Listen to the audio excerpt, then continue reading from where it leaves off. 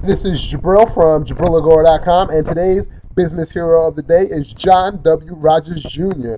And he is an investor, and he's a business executive, born in '58. And basically, going to give you a little bio on him. Um, John, once his father gave him shares of a stock as a 12th birthday gift. Most people get, place well, probably not at 50, but they get other toys. But he got shares of his stock, and John was, since then, since his 12th birthday, he's been hooked on Wall Street, and he secured services of his own stockbroker at age 18. And 4 years later, in 1980, he became a stockbroker himself. Raised 180,000 from friends and family, and he started his own investment firm, Ariel Capital Management. And that was with one other employee in 1983. And by 2004, he had 73 employees and managing nearly 18 billion in assets for individuals, corporations, and university endowments, and some of the largest public and private pension funds, and was the largest black-owned investment firms in the country. And in addition, Roger has created the first two mutual funds in the United States managed by African Americans, the Ariel and the Ariel Appreciation Funds, both received four-star ratings in 2004. By his mid 40s, Black Enterprise recognized Roger as the master wealth builder. And if you guys don't know what Black Enterprise is, it's one of the it probably is the premier black business magazine. And Roger was born into a prominent Chicago family in 1958.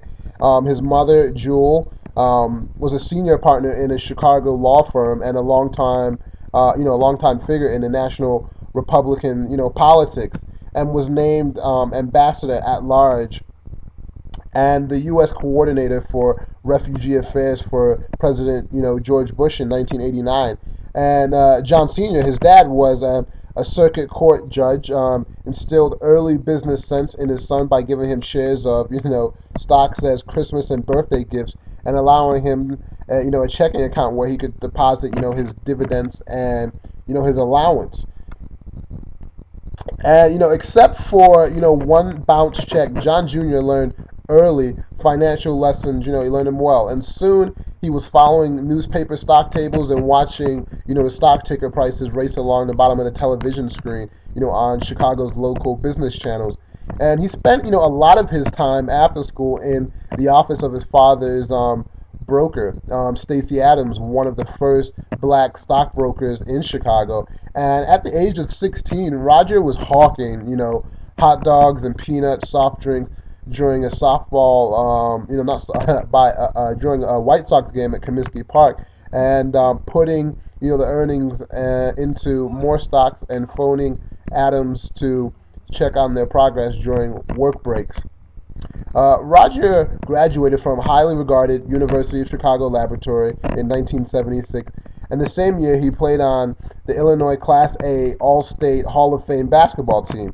And after attending, and I'll give you a quick basketball story about John. He actually played Michael Jordan back in 2003 at like a business basketball type thing, and he played him one-on-one.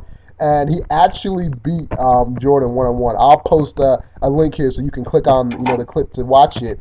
And it's a pretty viral video online because not many people get to beat Jordan one-on-one, let alone play Jordan one-on-one. And after attending, he attended Princeton University as a economics major, and he quickly found a local broker whose enthusiasm convinced him that he could too become successful in the field.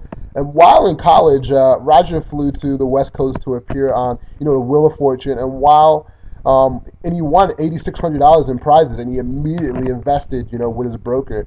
And after graduating from Princeton in 1980, Roger went to work for work as a stockbroker for William and Blair, a company in Chicago.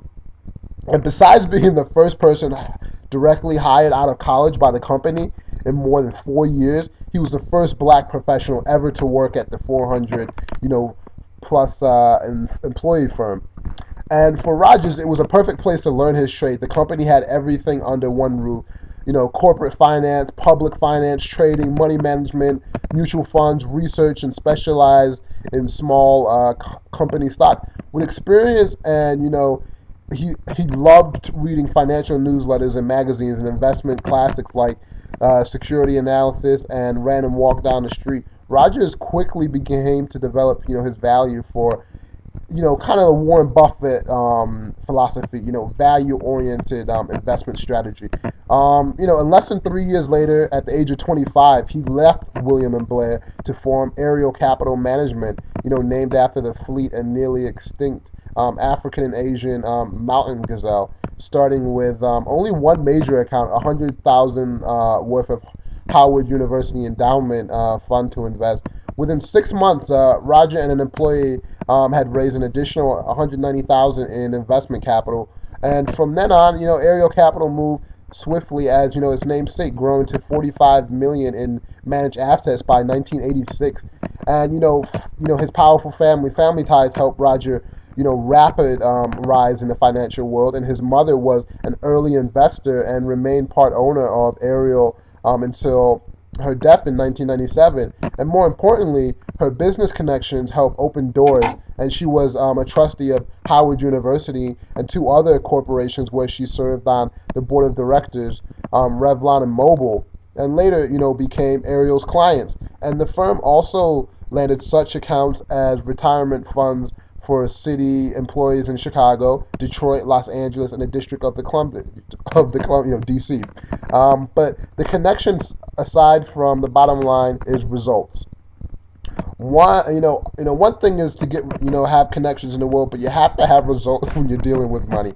And he said, one of the things that Roger, quotes telling Forbes is, our private clients can judge us by one thing only, and that's the growth of assets.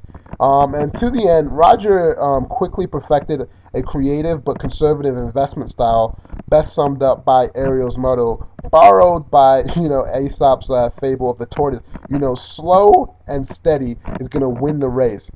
And his overriding philosophy, for patience, timing, making out most of a down market, unlike many investors. He has no sophisticated computerized trading programs.